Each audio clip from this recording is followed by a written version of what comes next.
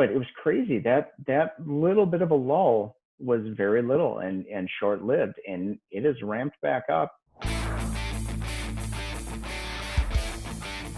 Hey everyone, Kevin Amalsh, Pine Financial Group, where we work together so you succeed. You found us here on Facebook, you found us here on YouTube. Please hit like, hit subscribe. We're trying to build an audience here to give more value, get some traction on the channel. We would love for you to help us out with that. Also, we want to answer your questions or interact, so leave some comments below. I got another great special guest with me today, Sean Bloomquist. You know him as our Minnesota expert. He's here to talk a little bit about COVID-19 and how that's impacting his clients in Minnesota. So Sean, welcome. Do you want to tell us a little bit about yourself? Then I got a couple of questions for you. Sounds good. Thank you. Yes, like Kevin said, I'm Sean Bloomquist. I'm with Pine Financial Group. I've been here working in handling the Minnesota stuff since 2012, since we started here. I've actually lived in the metro area most of my life, so I know the metro area very well. I've seen all parts of the different corners of the metro, and any deal that we've done here in Minnesota, I'm probably the guy who's been part of it 99% of the time, going through properties, inspecting them, handling the lending side of it. Anything that we need to do with the property in Minnesota, I'm pretty much the guy that's going to be there. Prior to working for Pine Financial, I had a background in banking and construction background as well. So I've kind of seen all gamuts of the investing side of it, owned rental property, did some flips, things like that. Yeah, so Sean, you're a fantastic resource for anybody who's interested in fixing and flipping or fixing and holding or just pretty much residential real estate in general in Minnesota. Yeah. COVID-19, obviously we've been talking a lot about that. Each and every week we've been putting out some videos to help our viewers get through this. You have a lot of clients that are obviously dealing with COVID, just like the rest of us. Mm-hmm. What are you seeing out there? So it was crazy. You know, these are interesting times right now with the pandemic and the stay in place order and all that type of stuff that they've got in all these states. And now that we're into June, things have kind of started to open back up and relax a little bit on trying to keep people from going out and about.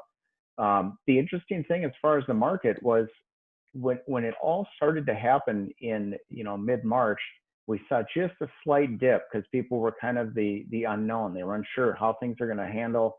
Will the market dip? Will values go down? Things like that.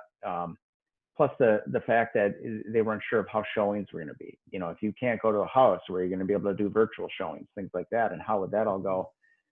But it was crazy that little bit of a lull was very little and short-lived, and it has ramped back up. And I mean, we're as busy as we've ever been in May, and I've got plenty of clients. They're still finding good deals.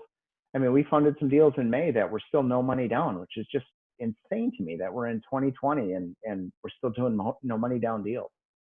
Yeah. So for viewers that are new to the channel, no money down would mean we're just, we loan up to 70% of the after repaired value. So if you're finding a deal that's strong enough to support the purchase and the repairs and all the closing costs and still be at or below the 70% mark, we're financing it all.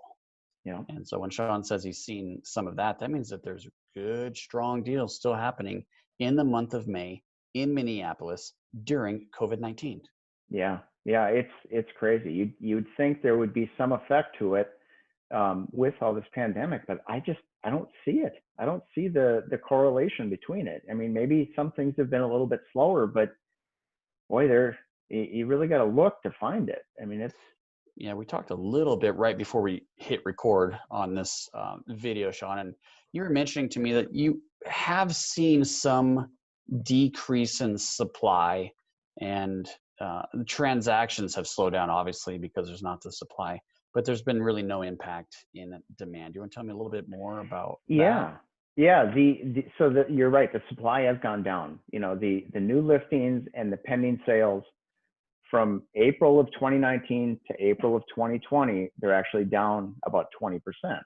That's a big number. Yeah, I mean, it is a big number, and it makes sense, you know, with what's going on, that they would be down a little bit. But the crazy thing is, even though those are down 20%, closed sales are actually up almost 10%. And the increase in median price has gone up over 300,000 now. It's at 305,000, which is up 9%. So even though we've got a decrease in number of properties, and we've got this pandemic going on, values have gone up and closings are going up, and days on market have actually come down as well. It's crazy. Yeah, I mean, it takes me so many different ways, all these different questions I want to ask you. We don't have a lot of time here, but your clients are dealing with the pandemic just like all of us. Mm-hmm. And, I hear all the time people saying, I want to wait this out. I think the bubble's going to burst. The bottom's going to fall. I'm going to get the quality deals, in the future. I'm just going to stay in cash and wait. What's your advice or response to that? Well, my initial thought was when this pandemic happened is not that it was going to take a real steep decline, but I thought maybe it would plateau a little bit just because of the unknown. But like I said, values have come up. So in my opinion, I don't see any reason why you shouldn't be still going out and looking for properties. And if you find good deals, I don't see why you shouldn't be buying them, because the market is supporting it and the statistics are there. Now, granted, the statistics I had were from April, but April was probably the worst month for the panic in this whole thing. So we don't have May stats yet, but the stats I have seen from May still shows an uptick. So I don't see it slowing down at any point, and I don't see June slowing up anymore with things starting to open up. So what is the impact then? I mean, we are seeing something. Maybe we talked a little bit about the government risk with permitting and inspections and that kind of thing. I mean, is that the impact that investors are feeling right now?